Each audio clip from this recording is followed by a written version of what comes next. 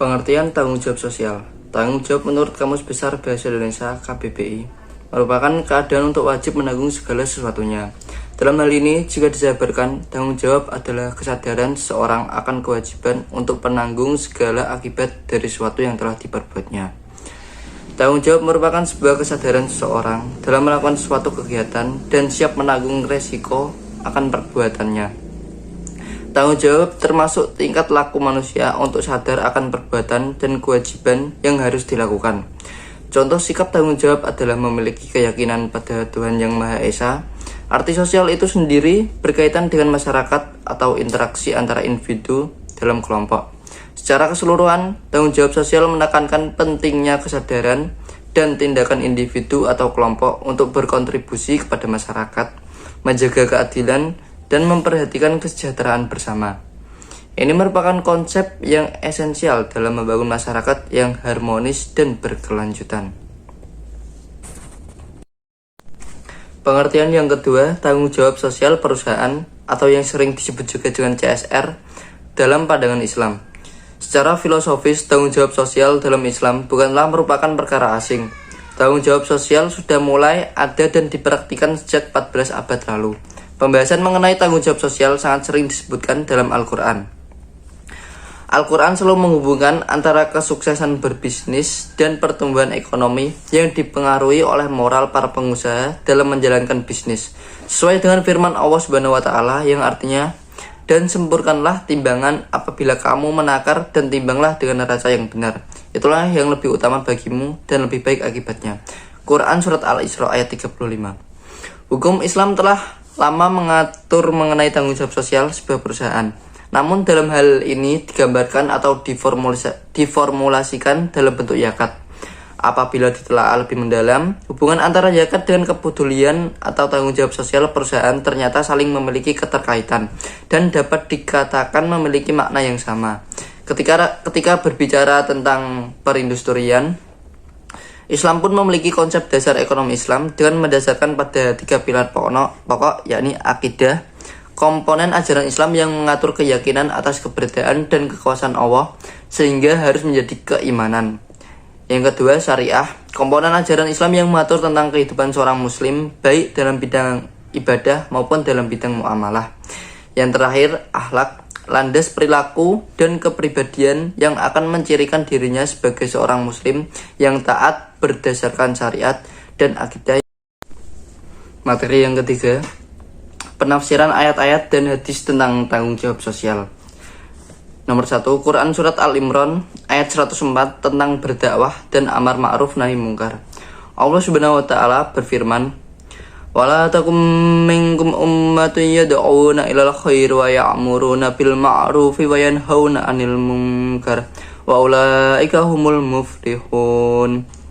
Yang artinya, dan hendaklah ada di antara kamu segolongan umat yang berdakwah atau menyeru kepada kebajikan, menyeru kepada yang ma'ruf dan mencegah dari yang mungkar. Mereka itulah orang-orang yang beruntung. Menurut sebuah riwayat, ayat ini turun ketika Abdullah bin Yahya bersama Muawiyah bin Abi Sufyan melaksanakan ibadah haji. Ketika tiba di Mekah dan hendak menunaikan sholat zuhur, Muawiyah berkata, Rasulullah SAW bersabda, "Sungguh orang-orang Yahudi dan Nasrani berpecah belah dalam urusan agama mereka menjadi 72 golongan. Sedangkan umatku akan berpecah menjadi 73 golongan dan hanya satu yang masuk surga. Pada akhirnya zaman kelak akan muncul di tengah-tengah umatku beberapa golongan yang suka ikut-ikutan sebagaimana anjing yang mengikuti tuannya, sehingga keringat dan tenaga mereka terkuras tanpa membawa hasil." Yang kedua, Quran Surat Al-Anfal ayat 25, perintah mengikuti suruhan Allah dan Rasulnya. Tanggung jawab sosial kedua yang menjadi bahasan penelitian yaitu tentang mengikuti dan menegakkan seruan Allah dan Rasulnya. Yang kedua, Quran Surat Al-Anfal ayat 25, perintah mengikuti suruhan Allah dan Rasulnya. Tanggung jawab sosial kedua yang menjadi bahasan penelitian yaitu tentang mengikuti dan menegakkan seruan Allah dan Rasulnya. Quraisy dengan sangat jelas mengatakan dalam kitab tafsirnya, yakni dalam ayat 53 surat Al-Anfal, bahwasanya ayat ini membahas tentang tanggung jawab sosial yang bersifat kolektif. Allah Subhanahu wa Ta'ala berfirman, wattaqu fitnatal la tusibannal ladzina dzalamu minkum hassatan wa'lamu annallaha syadidul iqab. Dan peliharalah dirimu dari siksaan yang tidak hanya menimpa orang-orang yang zalim saja di antara kamu. Ketahuilah bahwa Allah sangat keras disiksanya. Yang ketiga, Quran surat Al-Tahrim, menjaga diri dan keluarga dari api neraka. Menurut Kamus Besar Bahasa Indonesia, keluarga memiliki arti sanak keluarga, kaum kerabat, ibu, bapak, dan anaknya, dan satuan kekerabatan yang sangat mendasar dalam masyarakat, sebagaimana dirumuskan oleh pemerintah dalam Peraturan Pemerintah Nomor 21 Tahun 1994. Salah satu tanggung jawab sosial di lingkungan keluarga yaitu tercermin dalam Quran surat Al-Tahrim. Ya ayyuhalladzina amanu qu anfusakum wa ahlikum nara wa quduhan nasu wal hijaratu 'alaiha malaikatun giladun syadidul la ya'sunallaha ma amarahum wa yaf'aluna ma yu'marun. Wahai orang-orang yang beriman, peliharalah dirimu dan keluargamu dari api neraka yang bahan bakarnya adalah manusia dan batu.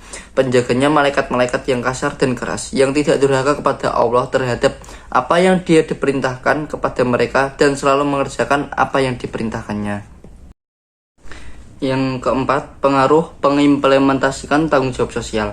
Tanggung jawab merupakan bagian dari hak dan kewajiban setiap manusia.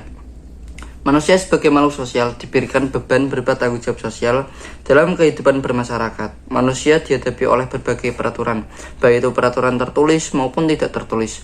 Peraturan dapat lahir dari agama, budaya, masyarakat, dan negara. Tujuan adanya peraturan adalah untuk menjaga dan menghindari manusia dari segala jenis kekacauan yang dapat merusak keharmonisan hidup. Manusia pada hakikatnya adalah makhluk sosial. Manusia akan selalu berhubungan dengan manusia lainnya, karena ini telah menjadi kodrat mereka. Manusia akan senantiasa berinteraksi kepada orang lain, dan dari interaksi tersebut akan membentuk kehidupan berkelompok. Dari sana akan lahir berbagai tipe manusia. Manusia sebagai makhluk individu maupun makhluk sosial akan berusaha untuk mewujudkan hal-hal berikut di dalam kehidupannya. A. Menjaga dan mempertahankan harkat dan martabatnya. Yang kedua, mengupayakan agar hak-haknya terpenuhi. Yang ketiga, mewujudkan seluruh potensi diri. Dan yang terakhir, memenuhi kebutuhan dan kepentingan demi menjaga kesejahteraan hidup. Ada beberapa norma-norma dalam kehidupan yang dijadikan sebagai patokan manusia untuk bertingkah laku. Berikut norma-norma tersebut.